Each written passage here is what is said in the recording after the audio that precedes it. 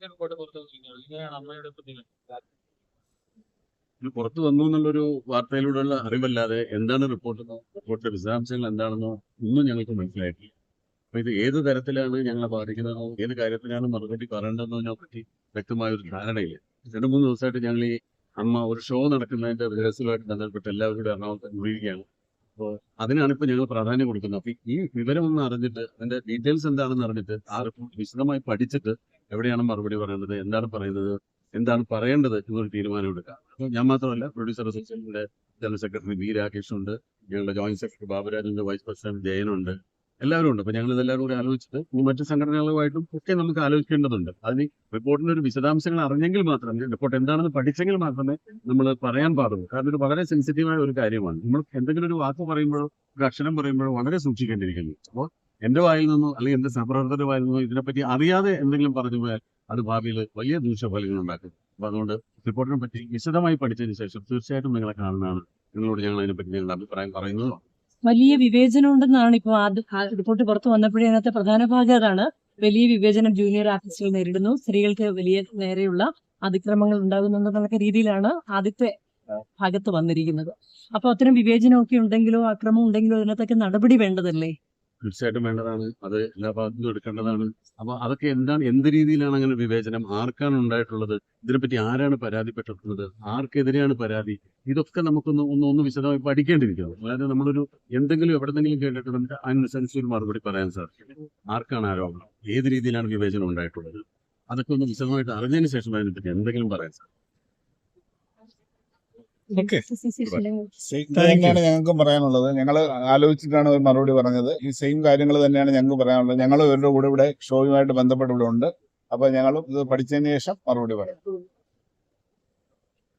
അതാണ് വരുന്നത്. ഏതാനും ചില വരികൾ മാത്രമാണ്.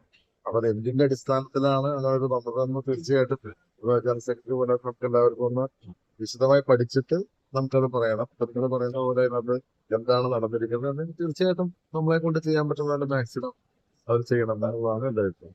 ശക്തമായ നിയമ നടപടി വേണമെന്ന് തന്നെയാണ് നമ്മുടെ അഭിപ്രായം. അല്ല, അത് എന്താണ് ഇതിനകത്ത് പറഞ്ഞിരിക്കുന്നത്? കാരണം ഇപ്പൊ ഇതിനകത്ത് ഇപ്പൊ ജൂനിയർ ആർട്ടിസ്റ്റ് എന്ന് പറയുന്നു. ഇപ്പൊ ഞാനൊക്കെ ഒരു ജൂനിയർ ആർട്ടിസ്റ്റ് ആയിട്ട് വന്ന ആളാണ്.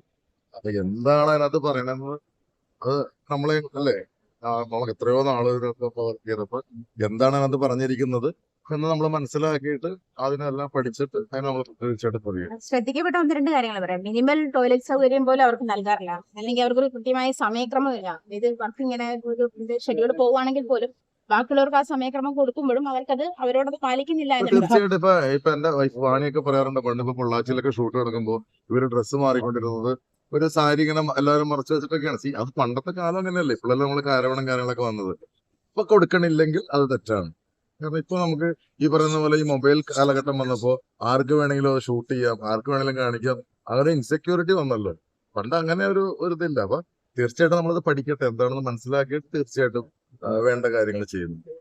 ഒന്നുകൂടെ കാസ്റ്റിംഗ് കൗച്ച് ഉൾപ്പെടെയുള്ളവ ഉണ്ടെന്നാണ് അത് പറഞ്ഞിരിക്കുന്നത്. ഇപ്പൊ വന്ന റിപ്പോർട്ടാണ് ഞങ്ങൾ കണ്ടുകൊണ്ടിരിക്കുന്നത്. അതിന്റെ ആദ്യ ഭാഗത്ത് കാസ്റ്റിംഗ് കൗച്ച് ഉണ്ട്.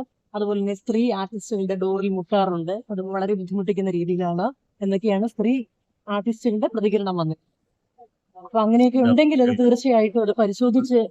അതൊന്നും അനുവദിക്കാനേ പറ്റാത്ത കാര്യങ്ങളാണ്. അതൊന്നും ആരും ന്യായീകരിക്കാത്ത കാര്യങ്ങളാണ്. അതൊക്കെല്ലാം ക്രിമിനൽ ആക്ടിവിറ്റീസ് ആണ്. അതിനെതിരെ നടപടി എടുക്കേണ്ടത് തന്നെയാണ്. ഇതിലൊന്നും ഒരു എതിരഭിപ്രായവും ഇല്ല. പക്ഷെ ഞാൻ പറഞ്ഞില്ലേ, ആരെ കുറിച്ചാണ് പരാതി, ആർക്കാണ് പരാതി, എവിടെയാണ് സംഭവം നടന്നത് എന്നതിനെ കുറിച്ചൊക്കെ അറിഞ്ഞതിന് ശേഷമേ നമുക്ക് എന്തെങ്കിലും തീരുമാനം എടുക്കാനും അല്ലെങ്കിൽ എന്തെങ്കിലും നടപടിയിലേക്ക് പോകാനും സാധിക്കും. അപ്പൊ അതിന് കുറച്ച് സാവകാശം കൊടുത്താൽ ഇങ്ങനെ ഇതുമായിട്ട് ബന്ധപ്പെട്ട് കമ്മീഷനുമായിട്ട് ബന്ധപ്പെട്ടൊരു നീക്കം ഉണ്ടാകും. ആർക്കെതിരെയാണ് അങ്ങനെ പരാതി ഉള്ളത്? തീർച്ചയായിട്ടും ഉണ്ടാവും. നമ്മളുടെ തെറ്റുകൾ ചൂണ്ടിക്കാണിക്കുന്നെങ്കിൽ ആ തെറ്റുകൾ തിരുത്താനുള്ള ശ്രമം തുറന്ന മനസ്സോടെ ഉണ്ട്. അതിന് ഒരല്പ സമയം മാത്രമേ ഞാൻ വിളിച്ചു. അതുപോലെ തന്നെ ഇപ്പൊ സംസ്ഥാന സർക്കാർ ഇതിന്റെ നിയമ നടപടിയായിട്ട് മുന്നോട്ട് പോകുന്നു തന്നെ പറഞ്ഞിട്ടുണ്ട്. അപ്പൊ അതിനാണ് എല്ലാ സപ്പോർട്ടും അമ്മ കൊടുക്കുമോ? തീർച്ചയായിട്ടും ഉണ്ടാവും. നിയമ നടപടികൾക്കെല്ലാം എല്ലാം അനുകൂലമായി തന്നെ നമുക്ക് നിൽക്കാൻ സാധിക്കുള്ളൂ. കാരണം സിനിമ നല്ല രീതിയിൽ മുന്നോട്ട് പോകണമെന്ന് ആഗ്രഹിക്കുന്ന ആളുകൾ. അപ്പൊ അതിന് സർക്കാരിന്റെ ഭാഗത്ത് നിന്ന് എന്ത് നീക്കം ഉണ്ടായാലും തീർച്ചയായും എല്ലാ സംഘടനകളുടെയും സപ്പോർട്ട്.